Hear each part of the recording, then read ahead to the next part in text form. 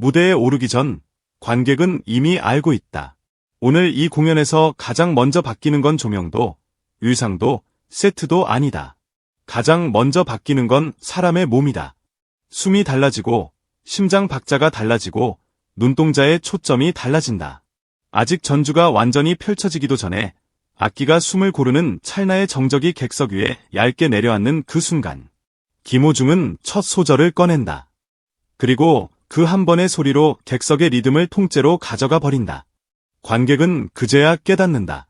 아, 우리는 이미 잡혔구나. 공연은 시작됐는데 이상하게도 절반은 이미 끝나 있었다는 사실을. 사람들은 김호중의 노래가 첫 소절부터 끝나 버린다고 말한다. 그 표현이 과장처럼 들리는가? 그런데 현장에서는 그게 과장이 아니라 관찰이다. 김호중의 첫 소절은 보통의 시작이 아니다. 서사를 쌓아 올리기 위한 첫 벽돌이 아니라 이미 완성된 건물의 정문을 열어젖히는 행위에 가깝다. 관객은 문을 열고 들어서는 순간 곧바로 결말의 공기까지 맞는다. 그래서 고음이 나오기 전인데도, 클라이맥스를 향한 빌드업이 시작되기 전인데도 마음은 이미 그의 손에 넘어가 있다. 첫 소절에 끝난다더니 정말로 그 한 줄에서 관객의 심장 박자가 바뀌어 버리니 말이다.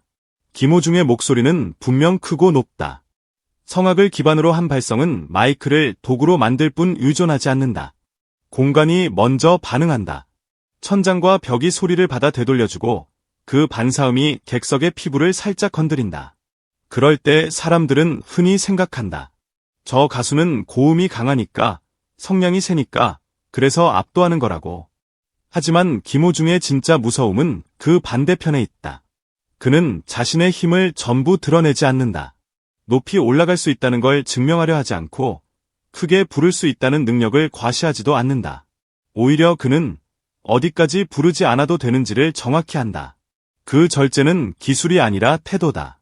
그리고 그 태도가 관객의 심장을 훔친다. 왜냐하면 심장은 과시보다 확신에 먼저 반응하기 때문이다.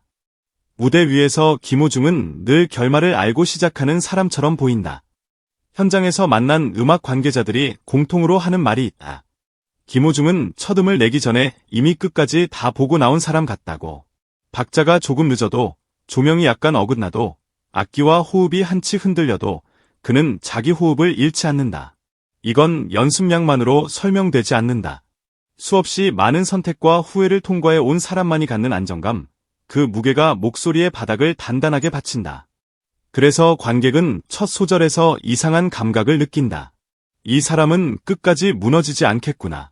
그 신뢰가 생기는 순간 심장은 저절로 속도를 맞춘다. 김호중이 만든 박자에 관객의 몸이 동조한다. 김호중의 무대에는 요란한 설득이 없다. 그는 설명하지 않는다. 변명하지도 않는다. 감정을 밀어붙이지 않고 눈물을 요구하지 않는다. 대신 감정을 한 발 앞에 두고 노래한다. 그 거리감이 청자를 끌어당긴다. 가까이 들이대는 감정은 오히려 방어를 부르지만 한 발 물러난 감정은 사람을 초대한다. 여기 들어와도 괜찮아요라고 말하는 듯한 그 여백이 관객의 마음을 풀어놓는다. 관객은 자연스럽게 자신의 기억을 꺼내 놓게 된다. 누군가는 부모를 떠올리고 누군가는 지나간 시간을 마주한다. 그래서 김호중의 노래는 개인의 사연과 쉽게 겹쳐진다. 이 순간 관객은 공연을 보는 사람이 아니라 자기 삶을 다시 듣는 사람이 된다. 심장 박자가 바뀌는 건 결국 삶의 리듬이 소리에 맞춰 재정렬되기 때문이다. 그가 독특한 위치에 서는 지점은 바로 여기다. 발성은 성악에 가깝지만 전달 방식은 극도로 대중적이다. 오페라의 구조를 빌렸지만 결코 오페라처럼 부르지 않는다. 큰 홀에서 수천 명을 향해 노래하면서도 마치 한 사람에게만 들려주는 듯한 착각을 만든다. 이 착각이 얼마나 위험하고 매혹적인지 아는가. 관객은 수천 명 속에 앉아 있는데도 나만 들은 것 같은 느낌을 받는다. 그래서 그의 공연장에서는 박수보다 침묵이 먼저 흐르는 순간이 많다. 반응이 느린 게 아니다. 반응을 잊어버린 것이다. 입으로 환호하는 대신 마음이 먼저 잠겨버린다. 김호중의 첫 소절은 그 침묵을 만든다. 그 침묵이 곧 그의 승리다. 무대 밖의 김호중도 크게 다르지 않다고들 말한다. 스태프들 사이에서 그의 평가는 화려한 미담이 아니라 소소한 장면들로 쌓인다. 리허설이 끝난 뒤 먼저 인사를 건네는 태도, 이름을 불러주며 말을 거는 습관, 현장의 분위기를 살피는 눈. 태도는 결국 무대 위의 소리로 이어진다. 사람이 단단하면 노래는 흔들리지 않는다. 김호중 목소리가 주는 안정감은 여기서 비롯된다. 그래서 중장년층이 특히 깊이 스며든다. 그는 하늘을 소비하지 않는다. 대신 하늘을 겪어낸 사람의 거리에서 노래를 다룬다. 과잉이 없다. 울음을 터뜨리게 하기보다 조용히 고개를 끄덕이게 만든다. 그 담담함이 오히려 더 깊은 울림을 남긴다. 한 평론가는 김호중의 무대를 이렇게 정리했다. 그는 노래를 잘하는 사람이 아니라 노래가 멈춰야 할 순간을 아는 사람이다. 이 말은 곧 이런 뜻이다. 김호중은 소리를 끝내는 법을 알기 때문에 시작이 더 강해진다. 끝을 아는 사람의 첫걸음은 흔들리지 않는다. 그래서 그의 무대는 끝난 뒤가 더 길다. 마지막 음이 사라진 뒤에도 공기는 쉽게 흩어지지 않는다. 관객은 자리를 뜨면서도 여전히 그의 첫 소절을 떠올린다.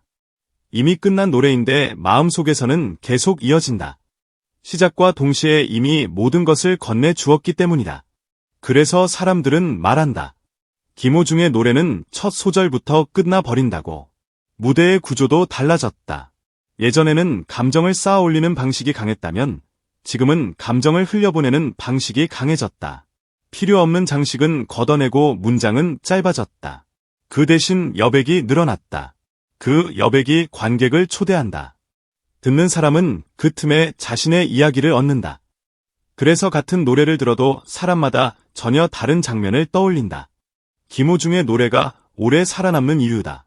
동료 가수들 역시 말한다. 김호중 옆에 서면 괜히 서두르게 되지 않는다고. 그의 존재 자체가 무대의 속도를 조절한다. 급하게 가지 않아도 된다는 신호를 보낸다. 무대가 경쟁의 장이 아니라 공유의 공간이 된다. 결국 김호중이 보여주는 것은 잘 부르는 법이 아니라 오래 부르는 법이다. 순간의 환호보다 반복해서 떠올려질 수 있는 소리. 한 번의 박수보다 여러 번의 회상. 그리고 모든 이야기는 다시 출발점으로 돌아온다. 첫 소절이다. 김호중의 노래가 유독 첫 소절에서 이미 완결된 것처럼 느껴지는 이유는 복잡하지 않다. 그는 노래를 시작하는 순간 이미 끝까지 바라본 상태로 소리를 꺼내기 때문이다. 감정을 쌓아 올리기 위해 서두르지 않고 클라이맥스를 증명하기 위해 힘을 남기지도 않는다. 시작과 동시에 이미 모든 서사를 품은 소리가 흘러나온다. 그 안에는 기다림도, 후회도, 체념도, 그리고 조심스러운 희망까지 함께 들어있다. 그래서 이후에 이어지는 고음은 목적이 아니라 장식이 된다. 높이 올라가도 그 높이가 중심이 되지 않는 이유다.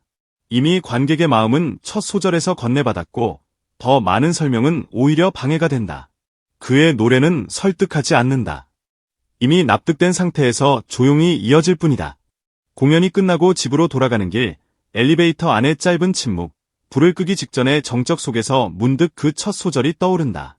정확히 어떤 곡이었는지조차 희미한데 목소리의 결말은 선명하다. 그게 김호중이 훔쳐간 심장 박자의 증거다. 한 번 맞춰진 리듬은 쉽게 풀리지 않는다. 그의 소리는 큰 소리로 사람을 밀어붙이지 않는다. 대신 조용히 사람의 리듬을 바꾼다. 그래서 김호중의 힘은 공연장이 아니라 일상의 가장 사소한 순간에서 다시 살아난다. 그때 관객은 또 한 번 인정하게 된다. 첫 소절에 끝난다더니 정말로 그 첫 소절이 내 하루의 박자까지 바꿔놓았구나. 그리고 바로 그 이유 때문에 사람들은 또다시 공연장으로 돌아온다. 김호중이 훔쳐간 심장 박자를 기꺼이 다시 내어주기 위해.